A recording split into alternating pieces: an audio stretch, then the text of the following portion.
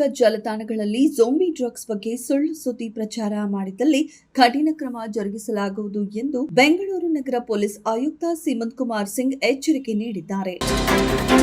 ಬೆಂಗಳೂರು ಮೈಸೂರು ನಡುವೆ ಸಂಚರಿಸುವ ರೈಲುಗಳ ಗರಿಷ್ಠ ವೇಗವನ್ನು 110 ರಿಂದ 135 ಕಿಲೋಮೀಟರ್ಗೆ ಹೆಚ್ಚಿಸಿದ್ದು, ಇದರಿಂದ ಈ ಎರಡು ನಗರಗಳ ನಡುವಿನ ಪ್ರಯಾಣದ ಅವಧಿ 1 ಗಂಟೆಗೆ ಇಳಿಯಲಿದೆ ಎಂದು ರೈಲ್ವೆ ಖಾತೆ ರಾಜ್ಯ ಸಚಿವ ವಿ ಸೋಮಣ್ಣ ತಿಳಿಸಿದ್ದಾರೆ.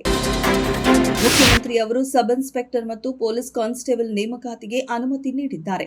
ಹಣಕಾಸು ಇಲಾಖೆ ಕೂಡ ಒಪ್ಪಿಗೆ ಸೂಚಿಸಿದ್ದು, ನೇಮಕಾತಿ ಪ್ರಕ್ರಿಯೆ ಮುಂದಿನ ದಿನಗಳಲ್ಲಿ ಆರಂಭವಾಗಲಿದೆ ಎಂದು ಸಚಿವ ಪರಮೇಶ್ವರ್ ಹೇಳಿದ್ದಾರೆ.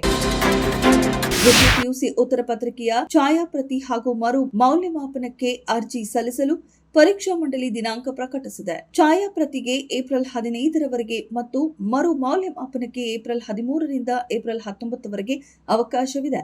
ಛಾಯಾಪ್ರತಿಗೆ ₹530 ಹಾಗೂ ಮರು ಮೌಲ್ಯಮಾಪನಕ್ಕೆ ₹1670 ಶುಲ್ಕ ನಿಗದಿಪಡಿಸಲಾಗಿದೆ. ಭಾರತೀಯ ಹವಾಮಾನ ಇಲಾಖೆ ನೀಡಿರುವ ಇತ್ತೀಚಿನ ಮುನ್ಸೂಚನೆಯಂತೆ ಉತ್ತರ ಕರ್ನಾಟಕದ ಬಾಗಲಕೋಟೆ, ಬೆಳಗಾವಿ, ರಾಯಚೂರು, ಕೊಪ್ಪಳ, ಬಳ್ಳಾರಿ, ಧಾರವಾಡ ಮತ್ತು ಗದಗ ಜಿಲ್ಲೆಗಳಲ್ಲಿ ಉಷ್ಣ ಅಲೆ ಮುಂದುವರಿಯಲಿದೆ.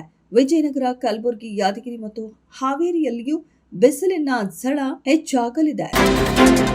ಸುಮಾರು 14 ಲಕ್ಷ ಎಪಿಎಲ್ನಲ್ಲಿ ಇರಬೇಕಾದವರು ಬಿಪಿಎಲ್ ಕಾರ್ಡ್ ಹೊಂದಿದ್ದಾರೆ. ಅವರನ್ನ ಹಂತ ಹಂತವಾಗಿ ತೆಗೆದುಹಾಕಲಾಗುವುದು ಎಂದು ಆಹಾರ ಸಚಿವ ಕೆಎಚ್ ಮುನಿಯಪ್ಪ ತಿಳಿಸಿದರು.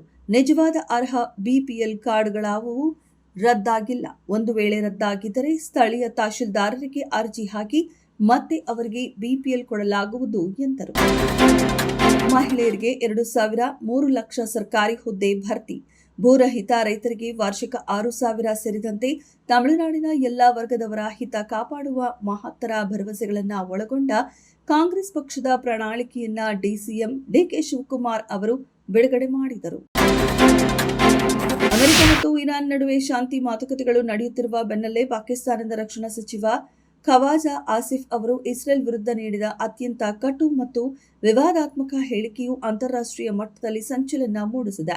ಇಸ್ರೇಲ್ ಅನ್ನ ಮಾನವ ಕುಲಕ್ಕೆ ಶಾಪ ಮತ್ತು ಕ್ಯಾನ್ಸರ್ ಪೀಡಿತ ದೇಶ ಎಂದು ಕರೆದಿರುವ ಆಸಿಫ್ ಹೇಳಿಕೆಯನ್ನ ಇಸ್ರೇಲ್ ಸರ್ಕಾರ ತೀವ್ರವಾಗಿ ಖಂಡಿಸಿದೆ.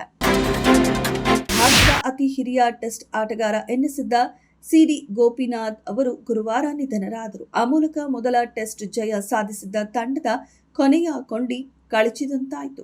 ಆಸ್ಟ್ರೇಲಿಯಾದ ದಂತಕತೆ ನೀಲ್ ಹಾರ್ವಿ ನಂತರ ಗೋಪಿನಾಥ್ ಅವರು ವಿಶ್ವದ 2ನೇ ಅತಿ ಹಿರಿಯ ಜೀವಂತ ಕ್ರಿಕೆಟರ್ ಅನ್ನಿಸಿದ್ದರು. ತಮಿಳಿನ ದಳಪತಿ ವಿಜಯ್ ಅಭಿನಯದ ಬಹುನಿರೀಕ್ಷಿತ ಜನನಾಯಕನ್ ಸಿನಿಮಾಗೆ ಸದ್ಯ ಸಾಲು ಸಂಕಷ್ಟಗಳು ಎದುರಾಗುತ್ತಿವೆ. ಒಂದು ಕಡೆ ತಮಿಳುನಾಡು ವಿಧಾನಸಭಾ ಚುನಾವಣೆಯ ಕಾವು ಚಿತ್ರದ ಬಿಡುಗಡೆಗೆ ಅಡ್ಡಿಯಾಗಿದ್ದರೆ, ಮತ್ತೊಂದೆಡೆ ಚಿತ್ರದ ಪ್ರಮುಖ ದೃಶ್ಯವೊಂದು ಆನ್ಲೈನ್ನಲ್ಲಿ ಲೀಕ್ ಆಗಿರುವುದು ಚಿತ್ರತಂಡವನ್ನ ಆತಂಕಕ್ಕೆ ತಳ್ಳಿದೆ.